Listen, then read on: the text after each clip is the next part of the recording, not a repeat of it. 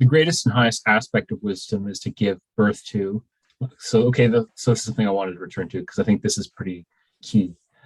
Is to give birth to. It's basically to create order out of chaos. Um, and so like we do this through cleaning up our room, or or a government who's able to establish a harmonious social order. It's the it's kind of taking the, what would you say, the wild jungle and turning it into a like a field of agriculture and farms and homes and like it seems like this is what humans in some sense do, is they impose order on things, where there is chaos before that. So that's the highest expression of wisdom. I mean, I just think of it as like wisdom is making sense out of the world, right? We have a world that's kind of unpredictable, chaotic, especially in sort of the Hobbesian state of nature sort of sense. The further you get to that, the more chaotic and unpredictable life gets. So we're just trying to make sense of the world and trying to control it and sort of bend it to our needs. Yeah, the quantum physicists, being able to describe reality at the most micro level, micro interactions, and with a high degree of precision and accuracy, knowing cause and effects, knowing how to reliably produce certain effects if we know what the antecedent cause is. I guess a lot of that's what a lot of behavioral psychology looks into. Looking to control behavior through operant conditioning and respondent conditioning, and that's one way we impose order on reality, I guess, insofar as that's an accurate account of how we can shape behavior. If that's what our goal is. I mean, I kind of have respect and admiration for behaviorism, but I think it is limited in some sense. Just seeks to understand everything in terms of behavior, for one thing. I don't think everything in nature is behavioral necessarily. That's it has a limited domain. Like, the behaviorist is not denying that we have like a brain with all its neural chemistry and it's affecting us in all these different ways. But it's it's a theory about how to control and manipulate behavior and shape behavior, extinguish certain unhelpful behaviors, counter conditioning. There's a charm to it too, I find, like comparing it to like Freudian psychoanalysis, which is like, in my opinion, is like kind of just like arrogant in a sense, whereas like behaviorism, might kind of seem like cold and it doesn't really have or capture the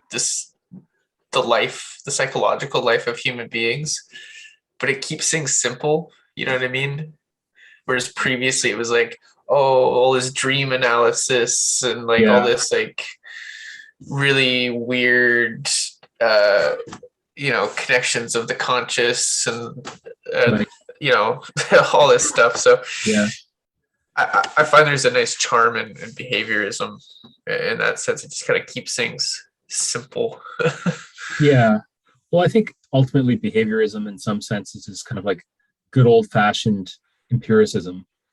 It's Skinner and Pavlov and Watson, the great grandfathers of behaviorism, kind of have their roots and their origins in the British empiricists, of Locke and Berkeley and Hume, and primarily in the sense that I think, especially in the case of Hume, in terms of how everything, like all our thought processes and all our actions and everything are all based on association. So, it's the association between, I guess, certain stimuluses and response patterns, or even just certain associations within the brain. Like our brain's this complex neural network. So, if one node is activated, then all these other nodes are activated. And in any case, I guess we got on this digression partly because we were trying to make sense of what it means to create order in our lives. So one way we try to do that, we try to, regulate our behavior. We go see psychotherapists or behavioral therapists or some people who can help us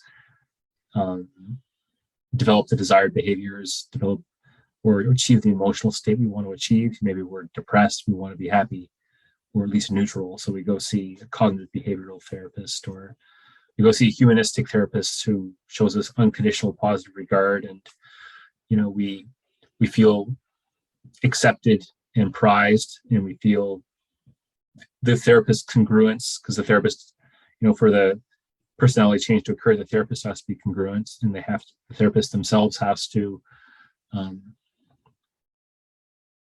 of be aligned within himself, and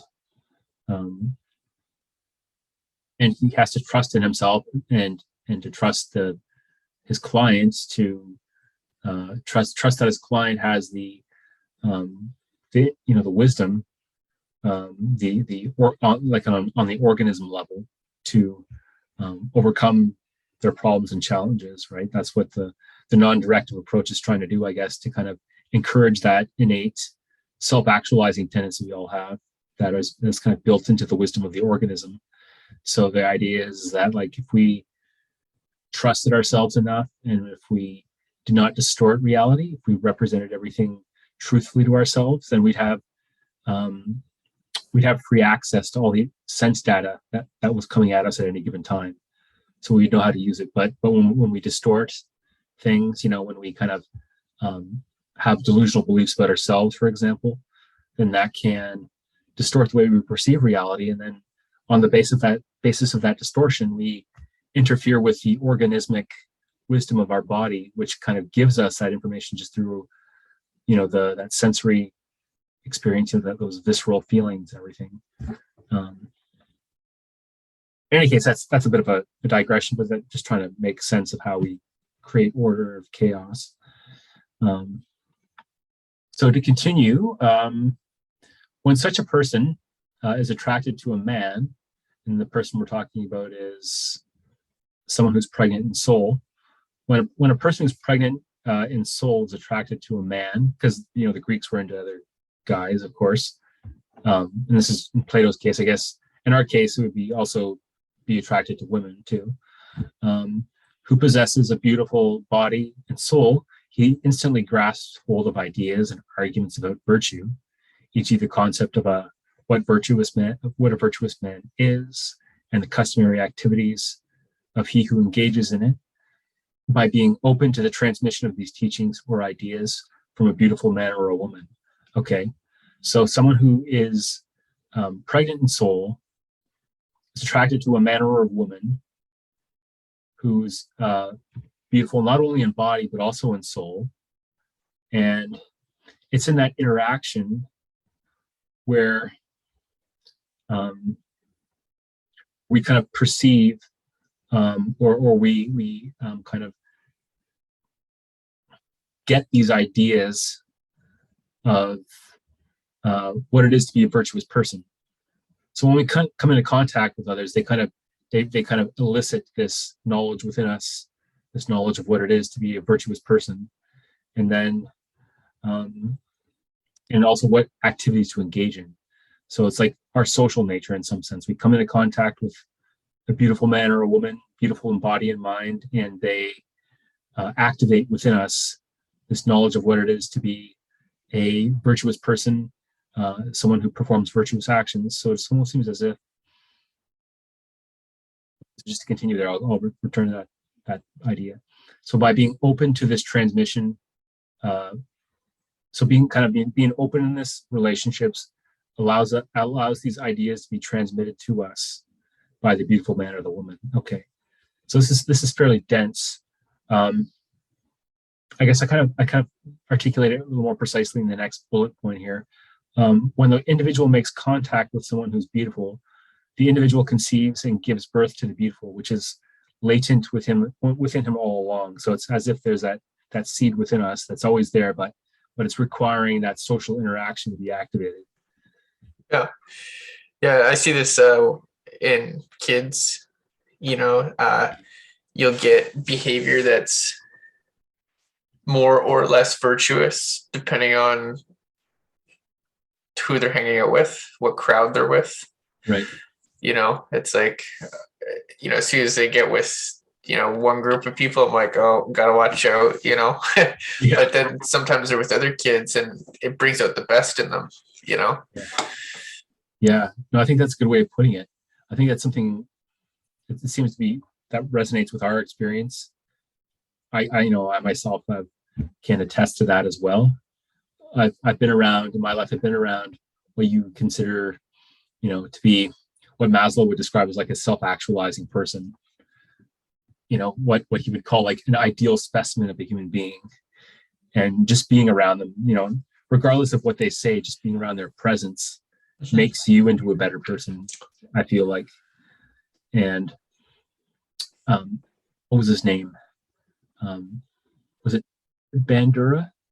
He was the cognitive behaviorist guy, but he talked about in his theory of self-efficacy, one of the ways we develop self-efficacy is through social modeling and behavioral modeling. And that's kind of one of the core conditions for achieving self-efficacy, being an effective human being. And I think this just gets back to our social nature and our tendency to for us to engage in mimicry. I think a lot of our learning just comes about just through sheer mimicry, like even on a motor level. We see someone reach out to grasp something when we're little kids, and then when we reach out to grasp it in the same way. And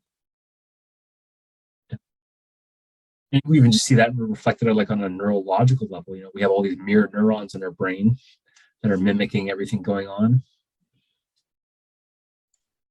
Yeah, no, for sure. I mean, I know just when I watch somebody do something, it could be like, might be playing some game, whether it's darts or, might go bowling, something that they don't do very often, like play pool.